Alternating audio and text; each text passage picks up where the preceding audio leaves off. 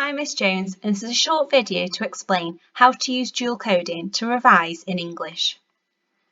Firstly, dual coding is a theory that using both pictures and words helps you to retain information.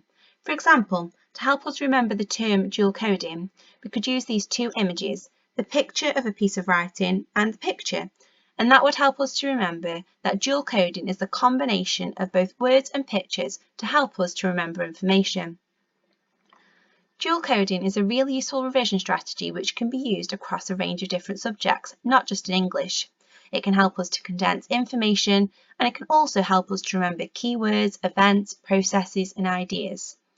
When revising English, we can use dual coding in numerous different ways which are summarised on the screen.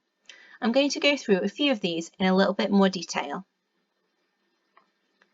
Firstly, this is an example of how you can use dual coding to remember the plot of a text. Here is an example from the play Inspector Calls. Students can create their own versions of these and condense the events down to key words and symbols that they will remember, or they can use pre-prepared examples like these to articulate the events of the play. For example, the engagement ring will help students to remember that the play begins with the Burling family celebrating the engagement of Sheila and Gerald. Secondly, this is an example of how students can use dual coding to remember the context of a text. This example we've been using in lessons. Students can now articulate the context of an Inspector Calls using these keywords and symbols or dual coding. For example, on the red branch of the mind map is Priestley's background.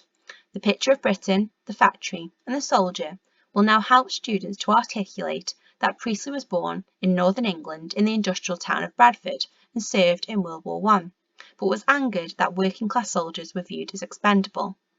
Again, students can create their own versions of these or can use them to self-quiz or to quiz each other. Students can also use dual coding to remember keywords and key quotes. Here is the keyword cyclical structure, and this is important in a lot of the texts that we study in English. It means when a text begins and ends in a similar way. To help them remember this key term, students could draw a simple picture or symbol, for example, a circle, to help us remember what the term cyclical structure means. Similarly, below we have a quote from the play Macbeth, his sword which smote with bloody execution. Students could again draw a picture or a series of pictures and key words to help them remember this quotation.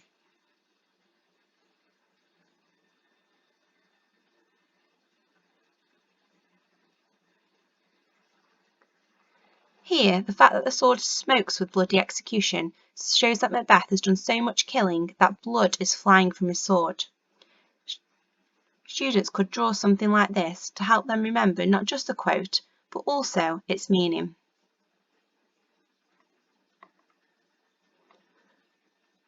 As mentioned previously, students can also use dual coding for processes. Here is the process of approaching an unseen poem. For example, students firstly read the question. So I have some glasses and the letter Q to help me remember that. Then they read the title and the title. Then they read the poem. So again, the glasses and a poem. Then they look for evidence. So there's a little magnifying glass there for students to remind them that they need to then look for evidence. Finally, this is an example from a current Year 11 student which they completed last year. So when students become confident with dual coding, they can use it to revise whole text or hear whole characters, because we can see a really effective revision tool here for the character of Macbeth and his transformation throughout the play. Thank you so much for watching, and I really hope that you found this useful. Please encourage students to use dual coding when revising English.